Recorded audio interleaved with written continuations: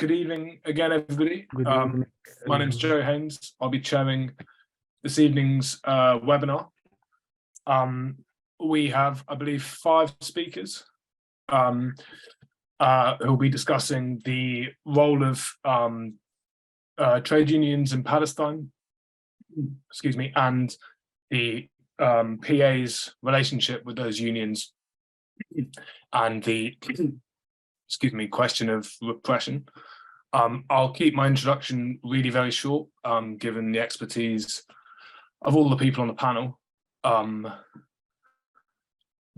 Just from memory, there have been 3, and I'm sure more, general strikes over the last short period, in May 2021 against Israeli aggression, initially in East Jerusalem, in Gaza, and then Israel itself. That led to disputes, violence between by the PA against Palestinian trade unionists. There was a general strike in September last year in protest against raids on Jenin, the city of Jenin, and the killing of Palestinians as a result. And there was another one-day general strike in late January, I believe, again, protesting the killing of Palestinians in Jenin. In general, the focus in the Western press is on Palestinians' armed and political response to colonization and to apartheid, and there's much less reporting of their industrial organizing, which is to say they're organizing both as Palestinians and also as workers and as trade unionists. And there's still less on the dynamics, the internal dynamics of Palestinian trade unions and their relationship with the PA. And on all these things, our speakers can elaborate. And if I now read the speakers list in the sequence in which they'll speak, if you would prefer a different sequence, please let us know. First will be Dr. Norman Finkelstein, who's an American political scientist and activist.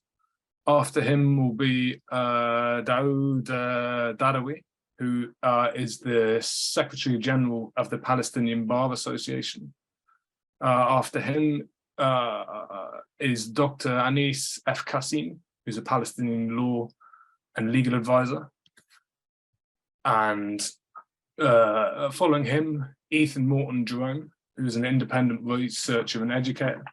And last but not least will be Ubi Al-Aboudi, I hope I pronounced that correctly, who is the executive, excuse me, and who's the executive director of the Bisan Center for Research and Development, based in Ramallah, I believe. That is all from me as chair. Dr. Finkelstein.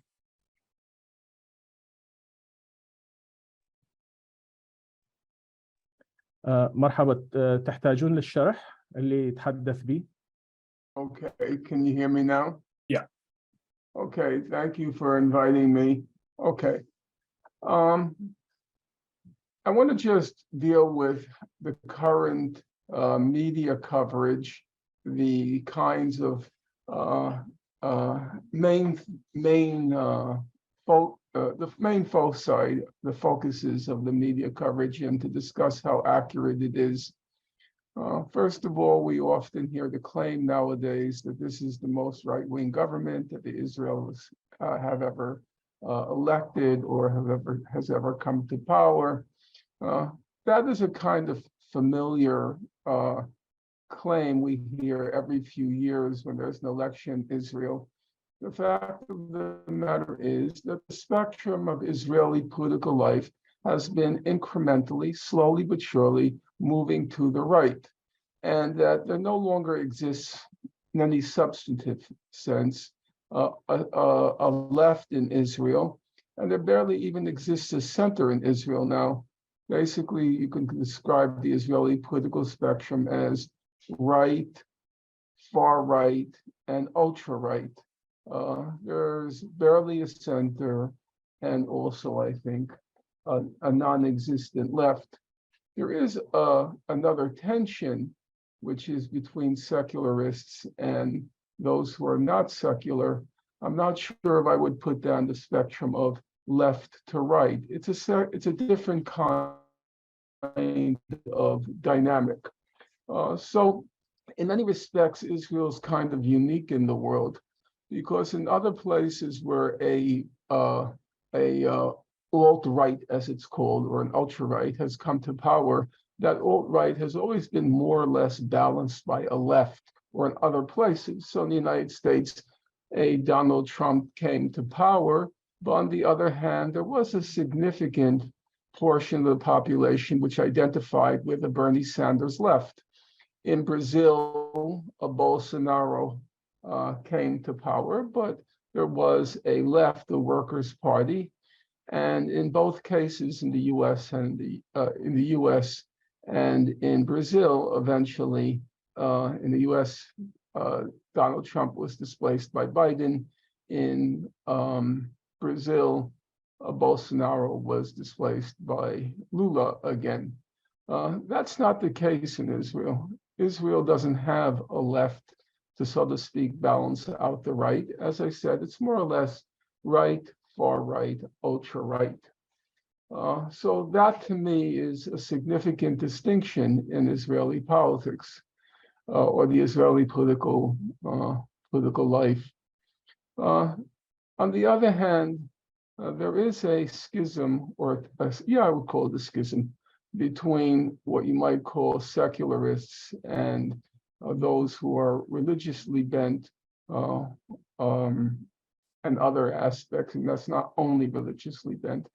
In the case of the settlers, it's both a far-right ideology, but also overlaid by a religious ideology. In that case, in that instance, there is a meaningful distinction, and it's come to the fore now with the question of the Supreme Court in Israel, the High Court of Israel. That incidentally is quite similar to the United States, where the liberal sectors of the US have historically looked to the Supreme Court as a place to preserve their, so to speak, progressive agenda.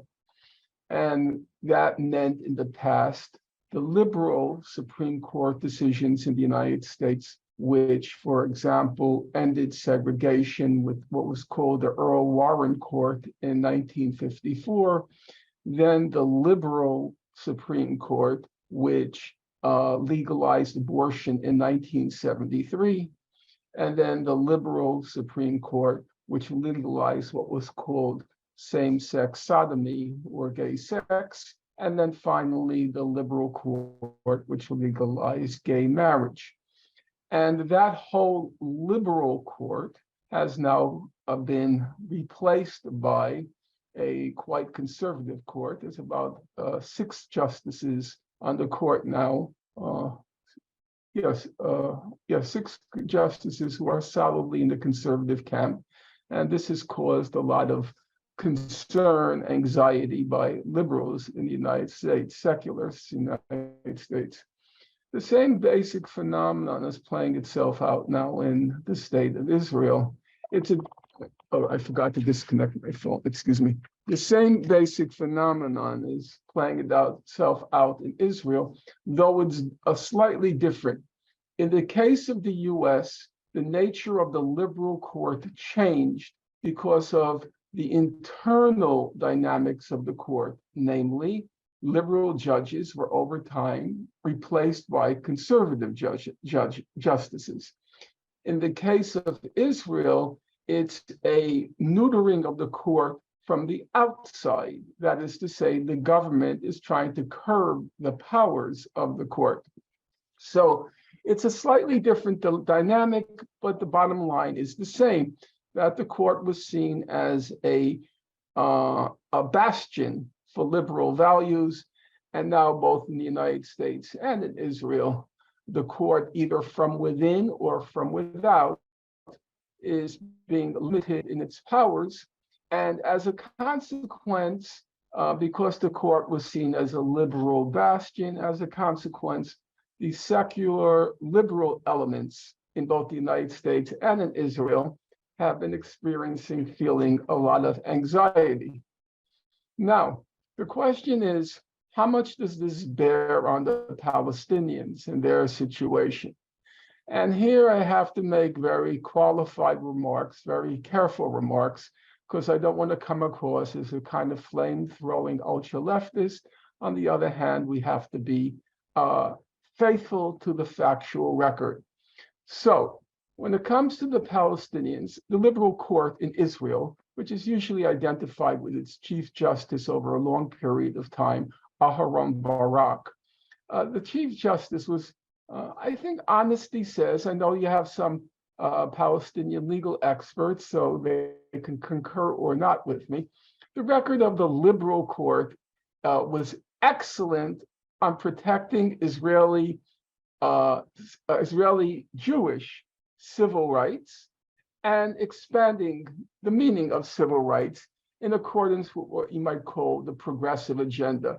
Protection of gay rights, protection of all sorts of secular values. However, the Barak court, the Aharon Barak liberal court, I think a fair thing to say, and I've studied it very closely, I've written extensively on it, the Barak liberal court was absolutely awful on Palestinian rights. The Barak liberal court at one point legalized torture. It was the only country in the world to legalize torture. The Barak liberal court legalized the demolition of Palestinian homes as a form of punishment, only country in the world to do that. The Barak liberal court legalized hostage taking, what they called bargaining chips, only country in the world that did that. And you can go down the list. Now, it is true that in isolated cases, the liberal court made with regard to Palestinians, they made some reasonable rulings. Norman, sorry to interrupt you, 2 more minutes. Yeah, but that was only at the edges, the fringes. And it became a big debate within Israeli and Palestinian liberal circles or political circles, whether or not to use the court. Because on the one hand, if you went to the court, you might get a reasonable decision on this or that isolated case. But by going to the court, you ended up legitimizing the court as a objective legal body, which of course it just was not. It went along with all the government decisions, except, as I said, in these isolated cases. So what's the bottom line? Because I have now 1 minute left. The bottom line is, in the great battle that's now being fought in Israel, which is basically between secularists and non-secularists, or you could say the Tel Aviv enclave versus the rest of Israel, in that great battle, in my opinion, the Palestinians have no big stake, because all they care about is their secular Tel Aviv life. They don't give a darn, never did, about Palestinians, about Palestinian human rights, and so forth. So in that great battle, I don't see Palestinians having any substantive stake. And on the other issue, which came to the fore now, namely a statement by the Israeli cabinet minister saying we should wipe out the Palestinian city of Hawara, that to me, first of all, you can find 10,000 statements made by Israelis across the last 40 years, more or less equivalent to that. And that to me is more or less just a kind of face saving, like these are the sorts of things you should do, but you should not say. It may serve as a mobilizing element for Palestinians to target the cabinet minister. But I don't think in general, in the current political moment, it doesn't seem to me that Palestinians have any huge stake in what's going on, at least with seizing the headlines around the world. They're getting some coverage for the pogrom, the pogrom in the occupied territories by the settlers. But in general, this is a secular versus religious conflict, which has a lot of resonance in the United States because of the far right in the US versus the Democratic Party. But it doesn't strike me that it's a significant battle for the Palestinians. Thank you very much for that. Mr. Darawi, you have the floor. مساء الخير، واكيد راح احتاج للترجمه يعني مترجم موجود يا فندم. مترجم موجود يا دكتور، بس فقط جمله والاستاذ طالب هيتولى الترجمه. نعم تفضل، جملة ممكن وأنا أشرح. تفضل أستاذي العزيز. تمام. بداية مداخلتي بخصوص يعني تحديات العمل النقابي في فلسطين، أنا حاب أحكي عن نبذة تاريخية متعلقة بنشأة وتطور العمل النقابي في فلسطين. Hello. Yes. At the beginning of my, intervention, actually, I would like to talk about the challenges towards the trade union, and also I would like to mention many things related to the historical points of that issue. بداية العمل النقابي في فلسطين كانت يعني في عشرينيات القرن الماضي، وأول تشكيل لاتحاد عمال فلسطيني في بداية العشرينات، ومن ثم تطور يعني العمل النقابي في فلسطين ارتباطاً بالحالة التي تنتقص من سيادة الفلسطينيين على أرضهم، مروراً بحقبة الاستعمار البريطاني لفلسطين، وأيضاً مروراً بالاحتلال الإسرائيلي واستمراره، وإلى أن وصلنا إلى نشوء السلطة الفلسطينية والمحطة الأخيرة محطة الانقسام الفلسطيني.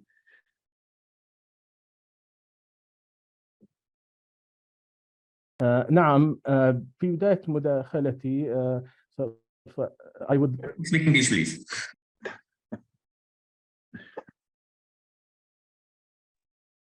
طالب. Yes. Hi. Hello. نسمعك. Yes. Just a second, please. I'm so sorry. Okay. Yes. Hello. Can you hear me? In the beginning, that's yes. The Palestinian trade union, especially in the 20s and in the last century of the 1920, was the formation of the first Palestinian worker union at that time in the beginning, and also after that there was some other developments happen. Many things that it was a big challenge for the Palestinians since the 20th century.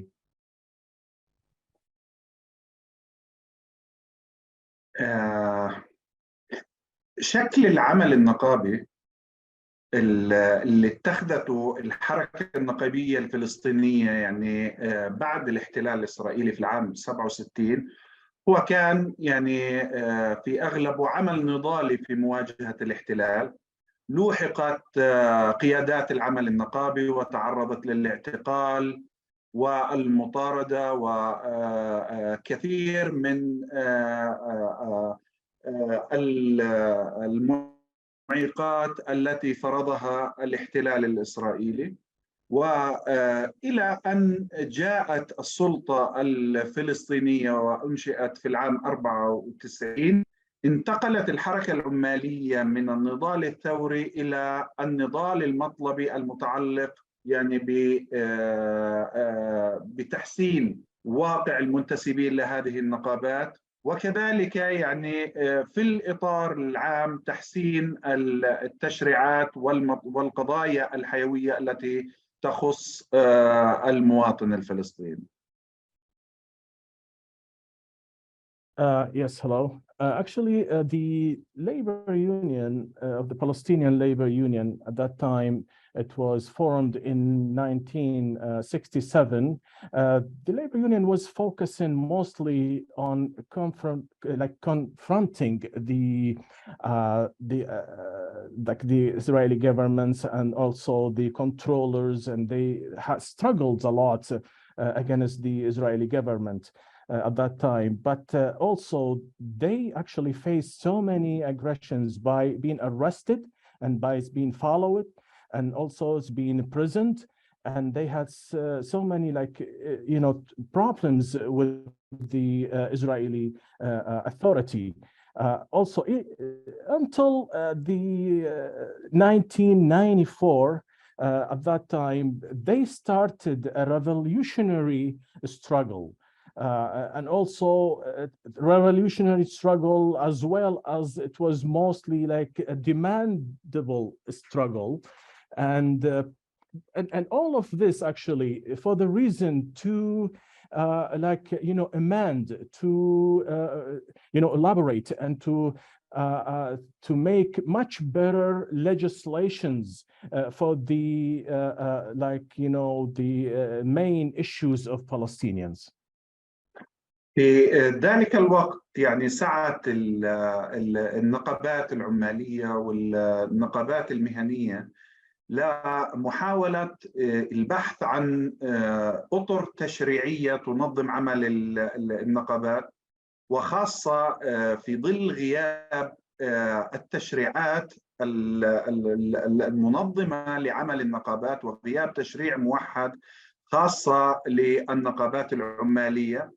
وذلك أن الاحتلال يعني في بعد العام 67 أوقف يعني العمل بالقوانين الأردنية التي تنظم عمل النقابات والانتخابات الدورية فيها، ومنع النشاط النقابي العلني. بعد ذلك يعني كانت المحطة التي يعني تقود إلى عناوين هذه الحلقة هي محطة الانقسام الفلسطيني وأثره على العمل النقابي والحالة النقابية اليوم، وهذا ما سأركز عليه في الدقائق المتبقية من الحديث.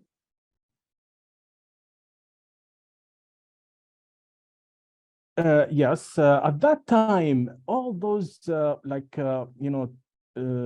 trade unions, workers' unions, and professional conventional unions, they actually seeked to divide all those unions amongst them, that they try to try to control them, but because of the lack of legislation that could help and protect all the labor unions and syndicates. But until 1967, or actually, yeah, 67, all those syndicates, it's being stopped. And then what happened, it was like the main focus was on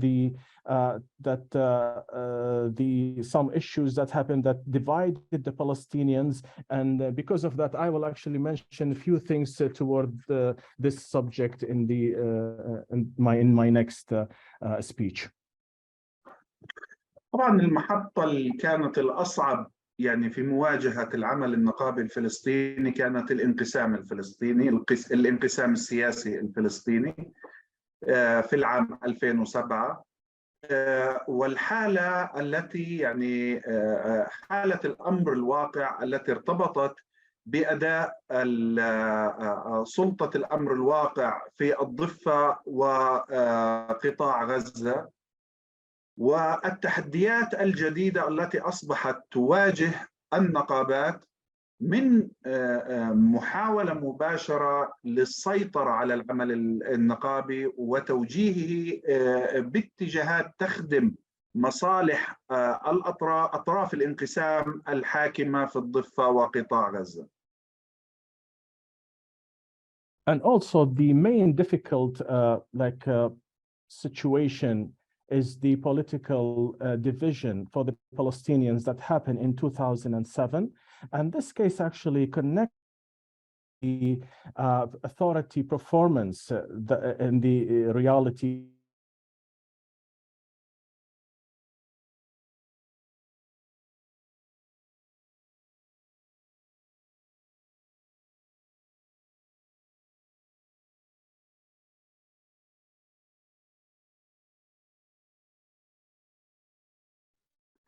وبالتالي يعني أصبح هناك يعني حالة من السعي للسيطرة على النقابات من خلال يعني وضع كافة إمكانيات الحزب الحاكم أو سلطة الأمر الواقع في دعم ممثلي هذه الأحزاب المسيطرة على الواقع الفلسطيني في خوض الانتخابات النقابية واستخدام كافة الطرق والإمكانيات المتاحة للحصول على أعلى يعني قدر من الأصوات يعني السيطرة على القيادات النقابية التي تقود النقابات العمالية والنقابات المهنية. And also, what happened at that time, there was a control of the authority on the reality ground by supporting all the parties to engage into elections. Also, and to get as much as voices and supports for these elections at that time to control the authority and to control also the labor union. وفي ظل الحالة الشمولية التي تسود يعني النظام السياسي الفلسطيني وحالة التفرد والهيمنة، يعني كان للوسائل التي في طبعها يعني وسائل من الناحية الانتخابية غير مشروعة وغير مقبولة، لكنها يعني استخدمت لاستمالة الناخبين والتأثير فيهم. وبالتالي هذا كان انعكاسه أن كثير من الحراكات المطلبية للنقابات الفلسطينية كانت تنتهي بتدخل أو لصالح مصالح الحزب الحاكم أو سلطة الأمر الحاكم في شطري الوطن. And also in the shadow of the controlling the holistic issue of all the means from the side of the elections, it wasn't actually, accepted, especially by the interventions and the effect on the people who they are going the voting, and that in order actually to control those voters and the interest will be ended in the interest of the authority itself. وبعض الحراكات يعني نجحت نتيجة انحياز يعني بعض القيادات النقابية حتى المحسوبة على الحزب الحاكم لصالح يعني مصالح المنتسبين لهذه النقابة، وحسمت يعني القليل من الحراكات لصالح النقابات من هذه الزاوية. And some actually movements, they were succeeded because of some bias, and that results in the control of some sides of the elections. يعني على الرغم انه كثير من فقط تذكير بالوقت. تمام، يعني دقيقتين. نعم تمام. فقط يعني إضافة لهذا الموضوع انه الحراك الأخير الذي يتعلق بالمعلمين وباقي النقابات المهنية المحامين والمهندسين والأطباء على خلفية تنصل الحكومة من التزاماتها اتجاه الاتفاقيات الموقعة مع النقابات. في هذا الصدد يعني أحتاج لدقيقة لأوضح مسألة مهمة. And also, actually, even though I just would like to add this thing, that's the latest movement. It's related to the issue of the lawyers, engineers, and doctors in order for the government to work on that and to focus on that. And I need actually 1 minute to clarify this issue. طبعا يعني هذه القضية شائكة ولها مسبب رئيسي ومسبب ثانوي. المسبب الرئيسي للأزمة هو سياسات الاحتلال في قرصنة أموال الشعب الفلسطيني التي يقتطعها من الواردات الضريبية والتي يعني يتم إدارتها من قبل سلطات الاحتلال على المعابر للبضائع الواردة إلى مناطق السلطة الفلسطينية.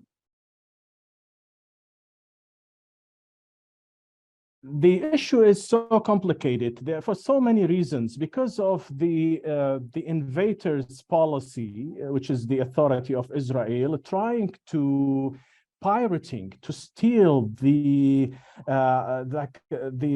interest and the assets of the Palestinian people. And that is by controlling all the importing and maybe it's like exporting issues and VIT, like the taxation issues, try to control the check points, from the goods that entering into Palestine and controlled by the businessmen of Palestine, just to have more financial control of all the goods that entering into those border checkpoints. هذه السياسات الاحتلالية تسببت بأزمة مالية يعني خانقة للاقتصاد الفلسطيني الذي تديره السلطة الفلسطينية، وانعكس ذلك على مستوى الخدمات والحقوق التي تقدم للمواطنين، والتي أثرت على المداخيل أو على الرواتب التي تدفع للمعلمين وباقي الموظفين في الوظيفة العمومية في السلطة. وهذا الموضوع يعني هو انتهاك يعني لالتزامات دولة الاحتلال بموجب القانون الدولي الإنساني، وخاصة أن أي اتفاقيات تعقد مع سلطات الإقليم المحتل وفق المادة 47 من اتفاقية جنيف الرابعة لا تحول دون استمرار تمتع المدنيين بالحماية التي توفرها هذه الاتفاقيات، وخاصة أن هذه القرصنة المالية تمثل عقوبات جماعية بحق الشعب الفلسطيني. هي لا تعاقب السلطة الفلسطينية وإنما تعاقب الشعب الفلسطيني. هذا الشق الأول من السبب الأزمة. ممكن أشرح؟ شكرا لك. Yes, actually, all these policies that led by the Israeli authority, the cause was more crisis, more problems for the Palestinian economy, and also that reflected on the rights of people, rights of Palestinians, and also affected all the salaries of Palestinians, payments to the Palestinians that's been paid, for example, to the teachers, paid for the employees. And that also a violation to the obligation to the international law, the article number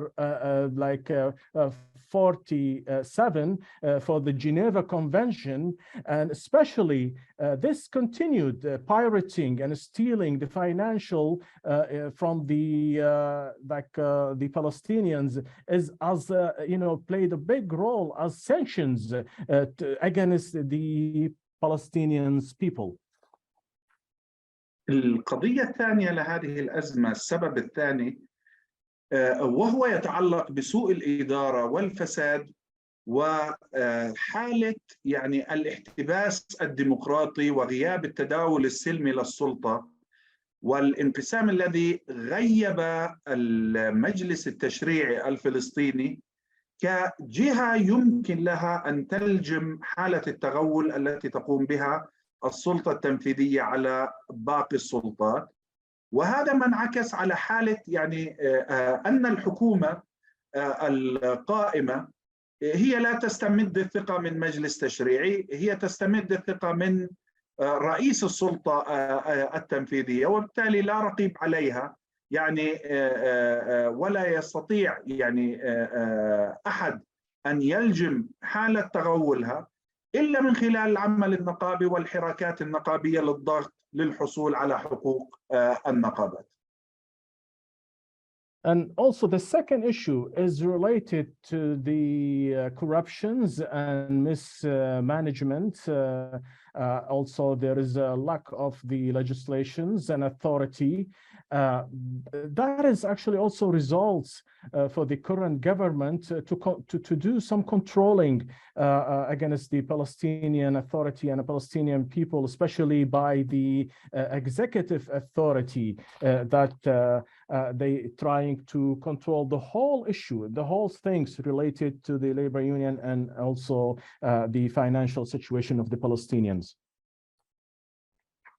وبالتالي اليوم يعني الواقع النقابي في فلسطين هو واقع يعني صعب، والنقابات اليوم تمارس الرقابة الشعبية في ظل غياب المجلس التشريعي على أداء السلطة التنفيذية يعني وهذا يضاعف من حجم الأعباء الملقاة على النقابات العمالية والمهنية في فلسطين. And at the end, actually, this is for the labor union reality. It's facing like difficulties because there is a lack of the legislation council, and that's also put so much burdens on the Palestinian Authority and Palestinian people. شكرا. Thank you. Thank you very much. Daoud and also Talib, the translator.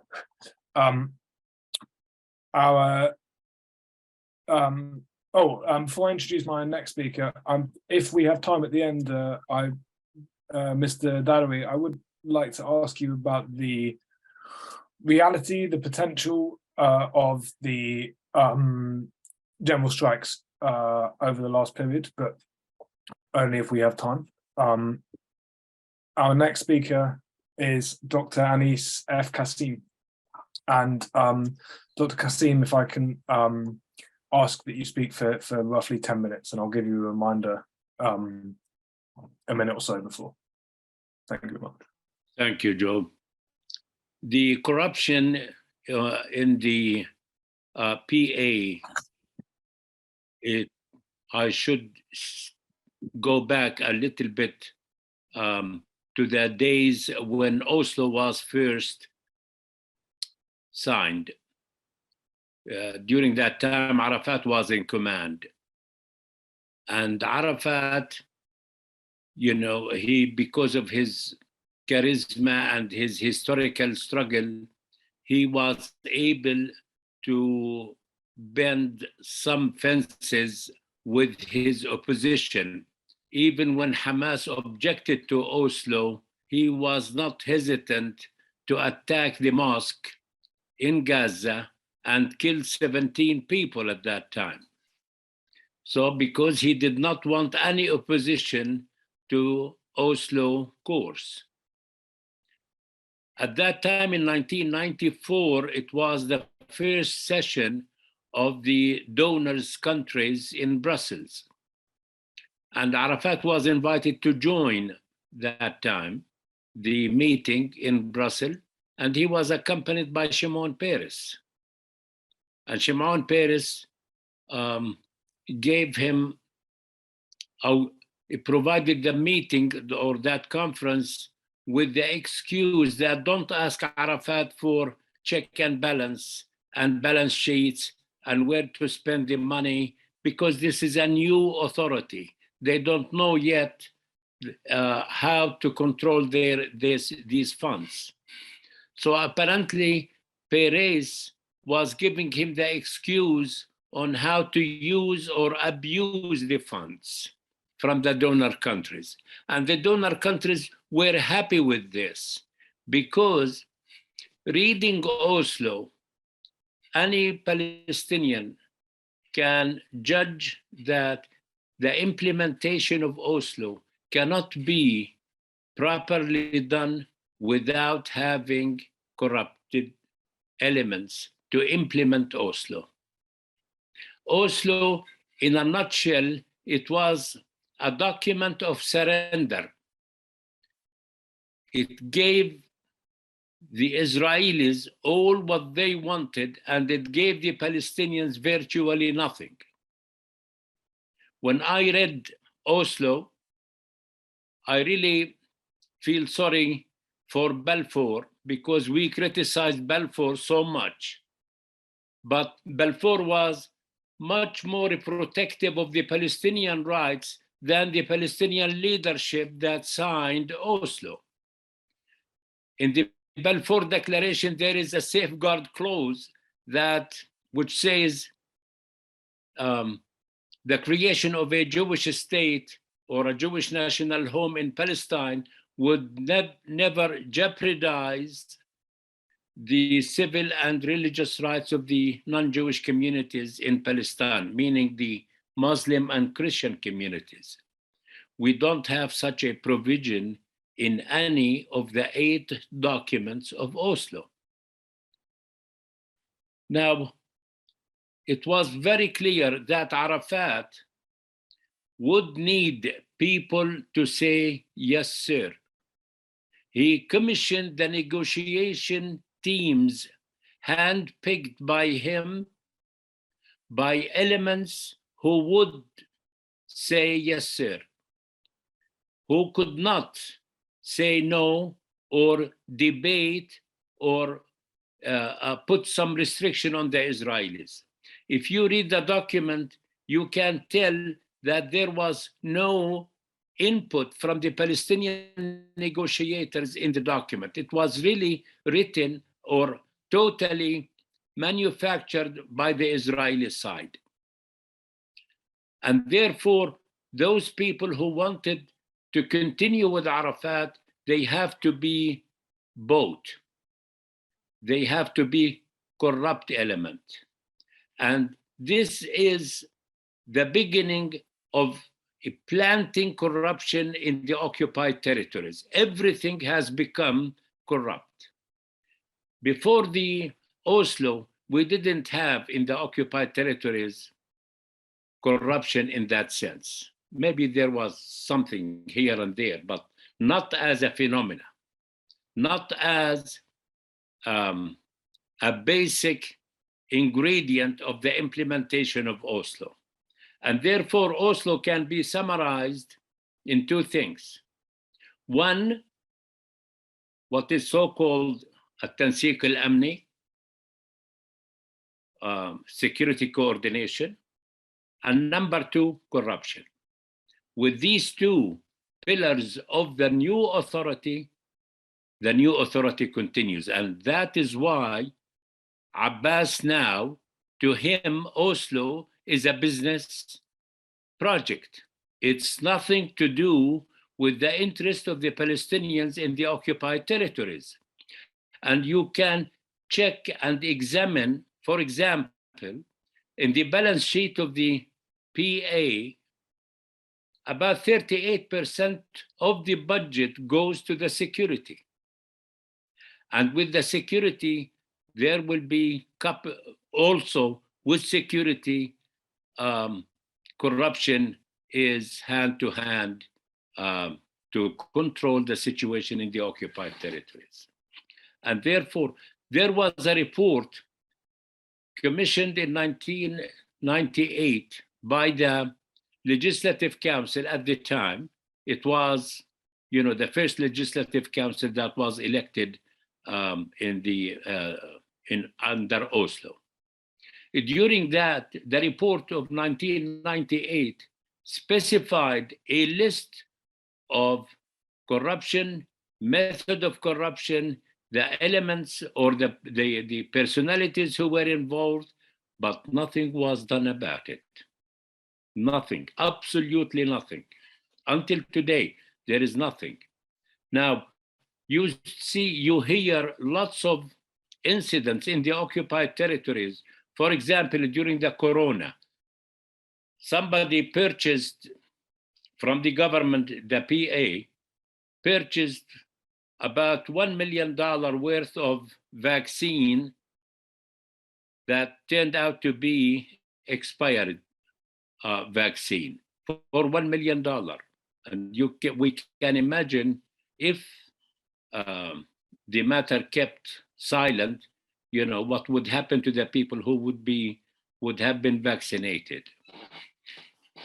Until today, if you go to the West Bank and check with anyone, including a shopkeeper in any village, they will tell you, okay, you know, everything has to be paid for, or you have to bribe this or bribe that. Everything has been corrupt now. It is the prevalent phenomena in the West Bank, in particular. Now, let me go to the High Court of Justice. The High Court of Justice, especially now we see the demonstrations in Tel Aviv against Netanyahu for curbing the authorities of the High Court of Justice. We have to be very careful to divide the matter into two things. The High Court of Justice vis-a-vis the Palestinians in the occupied territories, and the High Court of Justice vis-a-vis the Israeli public.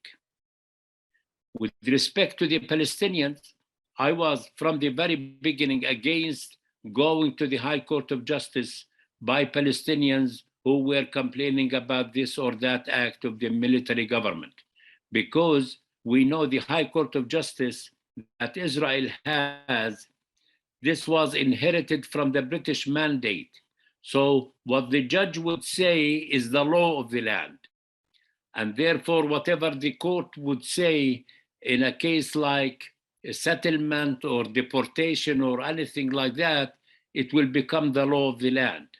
And therefore, I opposed Palestinians going to the High Court of Justice, because Professor David Kritzmer, who is a professor of law at Hebrew University, he wrote a nice, handsome book, small book, about justice under occupation. He was very frank and daring in his comment by saying the High Court of Justice, as far as the Palestinians are concerned in the occupied territories, is nothing more than a department of the military government, which is correct. In the history of 55 years, there are two cases or 1.5 cases that the Palestinians won. Number one was the case of Elon Morey settlement, where the court said this was built on a private land and therefore it should be dismantled and the settlers have to be. And there was a big battle between the military officers debating the issue before the court, and the court therefore was backed up by some generals to say this did not constitute a security element. The other half was when the separation wall was passing through one of the villages, and the villagers complained to the court that the route of the wall has to go just around the village instead of going through the village. And the court accepted this argument. So these are the two precedents that the court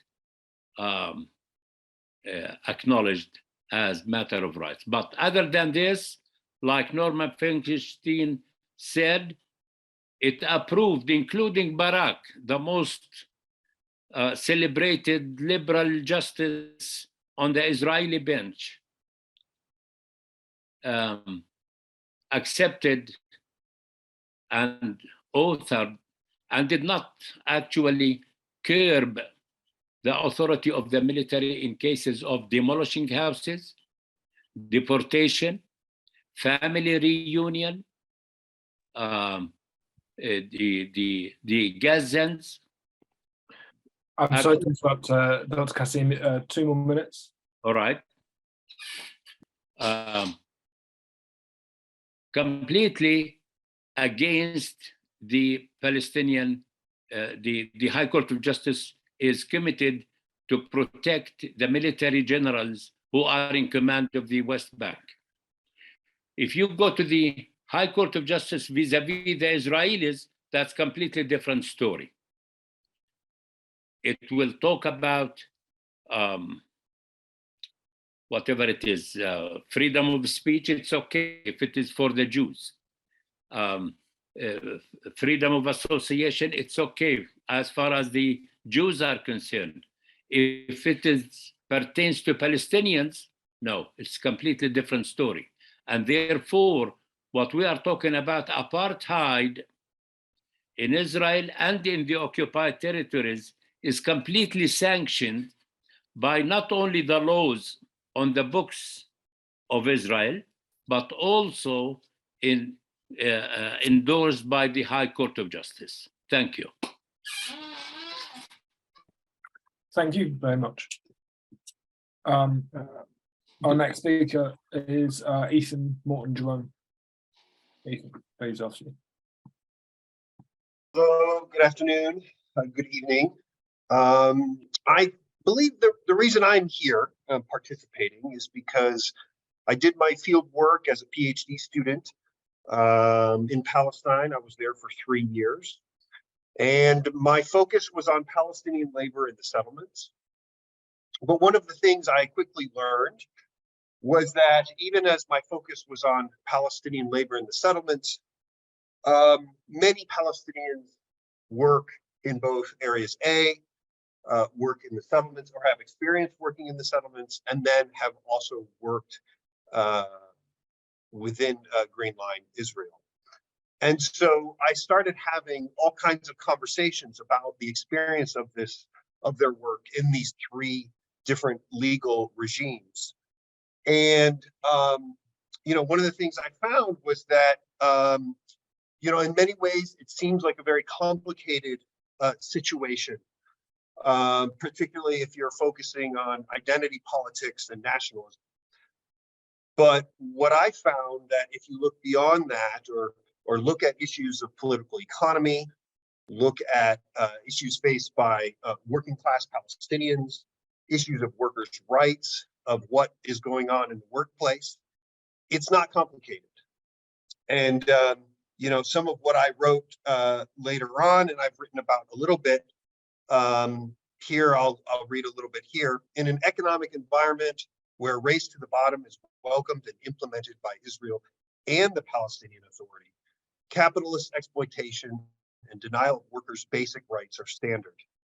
Palestinian workers are caught between a settler colonial regime that through expropriation pushes Palestinians off the land into smaller and smaller areas, colonial practices of labor super exploitation, and the PA's embrace of neoliberal economic policies that cut social services, undermine and co-opt labor unions, and emphasize international trade and investment over issues of labor violations and impacts of exploitation within the Palestinian economy. And so, I was seeing this again and again in my fieldwork as I was driving all across the West Bank, meeting with workers, with Palestinian workers, that I would get in conversations and they would quickly and easily talk about the exploitation they experienced in the settlements or when they traveled into Green Line Israel. But they would also, without question, talk about their own frustrations working in Area A and their own frustrations with the Palestinian Authority and with their own frustrations with the lack unions. And so I was hearing this again and again. But actually, what I'd like to do a little bit is actually go back and Dr. Clausen referred to some of this, and I want to go back. And I think it's very critical, even as we think about this situation now with what is happening with the teachers and these mass strikes that are going on, is that we have to understand the context. And the context here, as Dr. Clausen said, is Oslo, and recognizing how that has handcuffed the situation. But I want to initially go back before Oslo. And if we want to talk about the pinnacle or the historically of Palestinian unions, their activism was during the first Intifada. And so that also, I think, is an important historical note to mention of where there was a moment where unions played a critical role in organizing and bringing mass groups together to protest. And I think it's important to acknowledge that historically, and then to see what happens because of the Oslo process. And here, as was said before me, a complete capitulation to Israel. But the problem was to disagree with Oslo from a Palestinian perspective meant having no voice in the government and leadership of the PA. So it's a question that existed then, and I would argue continues to exist. Should one boycott or one participate in the ongoing political process? I mean, there's not really a political process, but the ongoing to participate in politics within Palestine. And here I would just mention, I would only be focusing on the West Bank, is to then agree to the parameters of Oslo. And that has caused, that causes all kinds of problems. Here I go back to an ongoing question remains for Palestinian political parties, organizations, and unions, whether or not to work within the parameters of the Oslo Accords. If one worked within the existing structures, it meant following all the rules that were agreed upon, including security coordination with Israel, the Paris Protocol and economic relations that regulated exports, imports, labor migration between Israel and the PA areas. To work within the parameters meant clear compromises that have become have been hard to justify for many, many years. And the thing to note here is that, and Dr. Qasim also kind of referred to this in some ways, but very early on is to mention that Arafat, the ministers that he appointed were landowners and employers. They took an economic perspective that was very neoliberal and anti-labor. So the point being is the PA Arafat agrees to Oslo, but at the same time is also taking a very strong stance against labor. And that is something that continues, that within the PA that continues to exist today. And it's very important to remember historically. Here I'm quoting, this comes out of someone writing in 2000.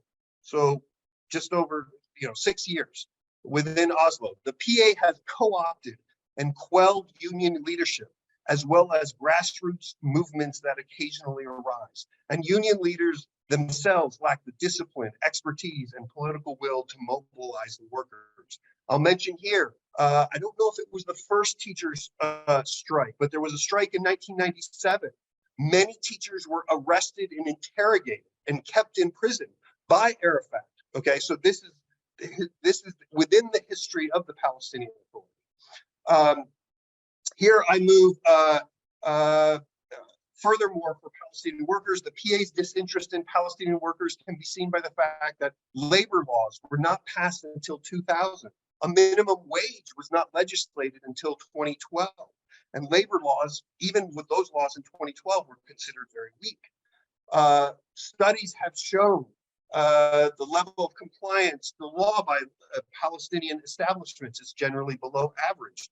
Laws violated in many areas, including those related to overtime and service benefits, injury compensation, delays in payment of salaries. These are the things I was hearing from Palestinian workers, that the law was not being followed. The law is very weak, and then the law was not being followed within areas A. And Ethan, then to add here, I'm so sorry to interrupt. 2 or 3 minutes left. okay, then to add here is that many on the left that were part of the first Intifada get co-opted within the PA and the whole NGO structure that was created in the 1990s.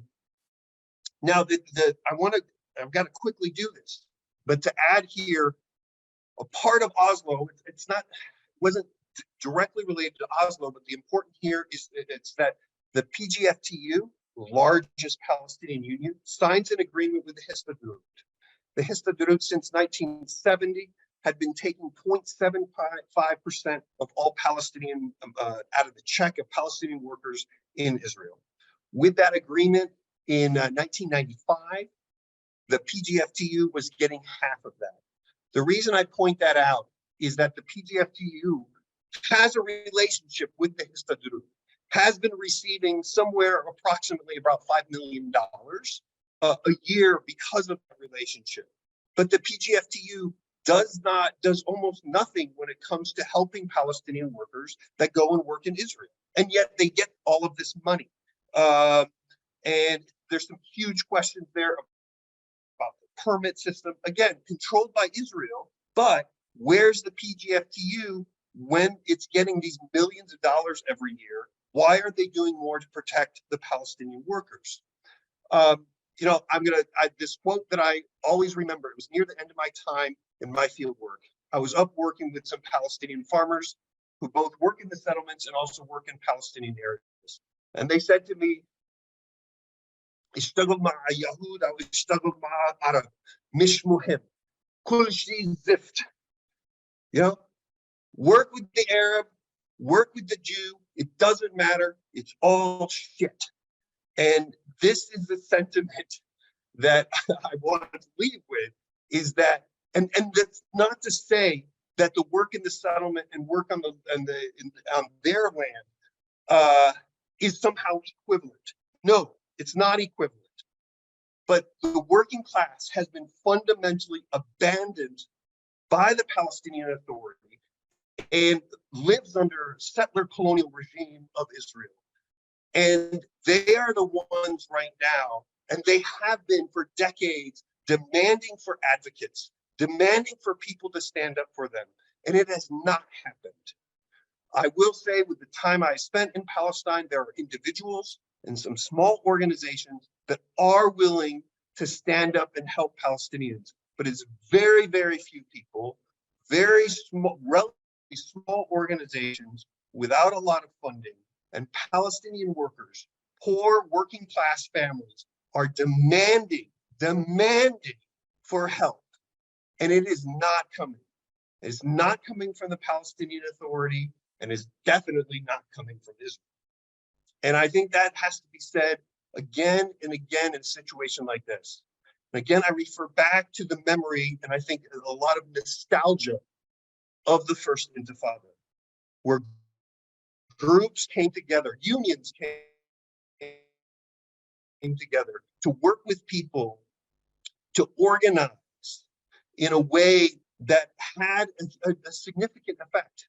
I'm afraid at this point that's very hard to see because of what has happened. And I go back to here, the shackles of Oslo. Do you work within the system or not? And that continues to be a complicated and difficult question that that many organizations and unions have to deal with. Thanks. Thank you very much, Ethan. Goodbye. Do you need the translation for this? No, I don't need. Thank you. Okay, thank you. Okay, so what I'll try to do here is give an overall idea on the expenditures of the PA, and this will fall a lot in confirmation of what Dr. Al-Qasim and Ethan talked about, and Lawyer Daraawi. I also agree with Professor Finkelstein on the idea that the Israeli Supreme Court has been democratic for Israelis, but a tool of repression for Palestinians. But and this is part of the issue here that we are talking about. Look, the attempts of, I think every system that's between the river and the sea in historic Palestine is working on the disenfranchisement of the Palestinian people. And this cannot be done without the co-opting of the mass movements of Palestinians. And at the core of that is grassroots organizing and unions, of course. If you look at the work of the unions, even those that are professional ones, you would see that there's a lot of political tension around them. You see that there's a lot of political money being thrown out, even in their elections. And you would see that there are a lot of efforts in order to co-opt those unions, especially I would say in the West Bank, and make them an extension of the ruling, I don't want to say party, because really it's not a party anymore, of the ruling elite in the West Banks. Taking into consideration this situation is maintained by an over-exaggerated militarized force that is keeping order in the West Bank. If you look at the PA budget for 2021, we have, according to the PA budget, 161,000 plus change of employees. Those are people working for the PA. 85,600 of those are people working in the governance sector. We're talking about judges, the Ministry of Interior, security personnel. The vast majority of those, 52,000, about, give or take a few hundred, we're talking about personnel in the security sector. So those personnel constitute 32% of the employees of the PA and constitute 61% of the governance employees. So you can imagine, this is a system built upon that there's a police officer out of every 3 government employees. And this is talking a lot. Ironically, the second biggest category of employees are those working in education, teachers. We have 47,000 teachers. We have less teachers than we have security officers. And this is in part because the PA, its central role is the security coordination. This is, and this you can see it in the structure, the distribution of the budget, all of the PA over the Palestinian people. You have to have an extensive security apparatus that intervenes into everything. And this is what we are seeing actually right now. The teachers of the schools have been actually rising, not only since the PA came, they have been even before that trying to organize, mobilize, and demand their rights, even under the direct military occupation before the establishment of the PA, and now the indirect, but maybe this is even exaggeration, indirect, because the Israeli army is almost every day in Palestinian cities, but even after the establishment of the PA. So we can talk about the teacher strike in the year 1999, 2000, where even during Arafat's period, the main organizers for this teacher strike were imprisoned, and their demand is still the same after 23 years, is to have an elected union that represents them. For those that do not understand the Palestinian system, the unions were established in 2 places. First, in historic Palestine, where unions were established as a form of organization and resistance against the military occupation. There wasn't much of a chance for most of the unions to have elections, maybe just the professional unions like the lawyers, the doctors had a different opportunity in that direction. But when you're talking about the workers' union, there hasn't been a bottom-up elections since the day of its inception. And there are the unions that were established in diaspora, which were like a general coalition or a general union. It had factions, Palestinian factions representation in it, not really a democracy, elections bottom up. And all of this system came under the PA. Some of it were merged together, some of it were split. One example of that, the journalists union is actually registered under the charities law of 2001. So we're talking about that there are so many problems with even the ideas of and the mechanics and workings of unions. But what is happening right now is that the unions, especially those that have a wide mass membership, are being controlled directly by people that are close or affiliated to the ruling authority in the West Bank. Those that might be outside this that have been linked historically either to Jordan because the General Union of Jordanian professional unions had the center in Jerusalem. So in that sense, the engineering, the doctors union, the agricultural engineers union, among others, also have this kind of establishment. They have to pay monthly or annual fees of their membership. Those annual fees are retained as part of, they get services for that, including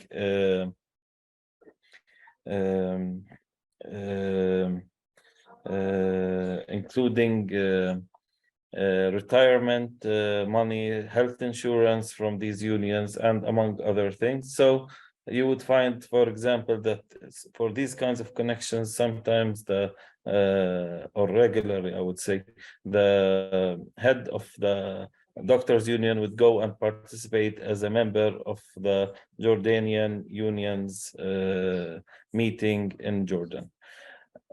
But those are, I think, the exception. And in reality, for example, the General Workers Union doesn't have a base membership. What it has, I would say, structures in place, people getting paid from the money mostly gotten from the Histadrut, but it's not only the Histadrut, there's also a lot of foreign funding coming to this union, and it's financing a cycle of corruption. And this cycle of corruption has been talked about once and again, and this is not even something that the PA even ignored. At one point, when they wanted to rein in this union, they transferred their files to the anti-corruption court, and some of them were convicted, others got exonerated. So those are cases, I would say, claims of corruption that are evident and people are really talking about it. And the most corrupt aspect of that is that Palestinian workers are forced to pay a membership fee in the Histadrut that the Palestinian General Workers Union gets a ratio of without their consent. This is the only case, I think, of where union membership is being coerced upon workers, which should be actually something of a choice for. When we're seeing that the system, how it works, in order to maintain it, there should not be a general organization for Palestinians. And this is why, while the first Legislative Council had, in fact, prepared a general law for union work in order to be able to register and establish new unions, it did not go through with it. This was one of the things that the PA from the get-go was against, and it remained in the drawers since 2003 until today. This is 20 years in the drawers. The law for establishing the law that will enable and protect the rights of citizens to establish union. The law that was working before that was cancelled by the Palestinian Authority in I don't want to give a wrong date, but it was cancelled before 2003 by the Palestinian Authority. It was the Jordanian law, which was in effect in the West Bank and continued to be in effect. But once it was cancelled, it was supposed to be replaced by a different law, and this was never enabled. For us as Palestinians, we understand that the calls for accountability, for elected leadership, those are things that come bottom up. That even if we cannot have elected union heads, if we cannot have self-organizing, if we do not have a parties law that allows Palestinians, even this is something also we do not have. You cannot now go as a Palestinian and decide, for example, to register a public party, general party, a legal party in the Ministry of Interior. There are no mechanisms and means for that. So what we are talking about is the co-opting of the Palestinian social movement and the co-opting of the Palestinian union work as part of it. This is why it has been a taboo for the 47,000 members of or 47,000 teachers. It has been taboo for them to register completely in the general union of teachers. This is one of the few cases where a union prevents the people working in its field to register and to participate in the conferences and to have elections. And this is why today the teachers, when they tried actually in 2016 to gather and register a union for themselves, the people behind this were imprisoned, were fired from their jobs, were given early retirement, and were not allowed. A democratization and accountability movement is tantamount in the case of Palestine for movement towards liberation, because the Palestinian people have been fed up with politicians, first of all, that are gaining from their relationships either with the international community or with the occupation without really sorry to interrupt, 2 more minutes. Okay, I was finishing actually. Was fed up without having those politicians without any accountability for them. Is fed up that the vast majority of the Palestinian Authority budget is coming from our pockets. Look, even when you're talking about the clearance revenue that Israel is taking, this is actually taxes on products that the Palestinian market is importing, and those are final, most of it is value-added tax, which is paid by the consumers, by us. So if you look at the PA revenue, what is coming from the pockets of the citizens and what is coming from other sources, we are saying that 82% today of the PA's budget is coming directly out of our pockets. This is, the international aid has become so little, and there are other revenues for the PA investments here and there that also generates revenues for it. So what we demand here is with the unions, democratically elected unions, in order to be able to elect, to push for democratic change. And the second thing also, I think, is having a general, and this is why the democratization and the freedom actually movement and for Palestine are going hand in hand. You cannot have political leadership that is not accountable and expect this political leadership to achieve anything on the national liberation or on the social benefits of its people. And thank you. Thank you very much, and I couldn't agree more with those last 2 points. That brings us to the end of today's webinar. We like to leave a little time for questions amongst speakers, but I'm afraid today we don't have any. So I'll just thank each of the speakers and our translator, Talib, again. Thank you very much.